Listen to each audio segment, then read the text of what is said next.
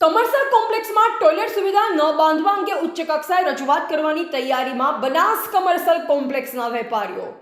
બનાસ કોમ્પ્લેક્સમાં જરૂરી ટોયલેટ, પીવાના પાણીનો બોર, ગટર, સફાઈ, અગ્નિશામક સાધનો સુવિધા કરવામાં આવતી નથી તેવા મુદ્દા બાબતે કરાશે રજૂઆત। સિયોરીમાં આવેલ બનાસ કમર્શિયલ કોમ્પ્લેક્સનું બાંધકામ કરાર મુજબ પૂર્ણ કરવામાં આવ્યું હોવાનો દાવો કરવામાં આવ્યો છે, પરંતુ હકીકતમાં કોમ્પ્લેક્સમાં જરૂરી ટોયલેટ સુવિધા બાંધવામાં આવી નથી।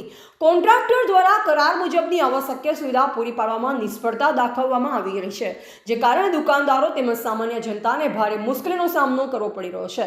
આ બાબત જાહેર આરોગ્ય અને બાંધકામ સંબંધિત નિયમોના ઉલ્લંઘન સમાન છે।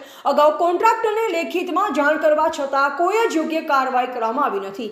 વહીવટી અધિકારીઓ સ્થળ તપાસ કરી કાયદેસરની કાર્યવાહી હાથ ધરી યોગ્ય પગલાં લેવા કૃપા કરશો, જેથી જાહેર હિતનું રક્ષણ થઈ શકે। આ ગંભીરતાપૂર્વક લઈ તાત્કાલિક ઘટતું કરશો તેવું લોકમુખે ચર્ચા ચાલી રહી છે। રિપોર્ટર રામજીભાઈ રાયગોર, બનાસકાંઠા।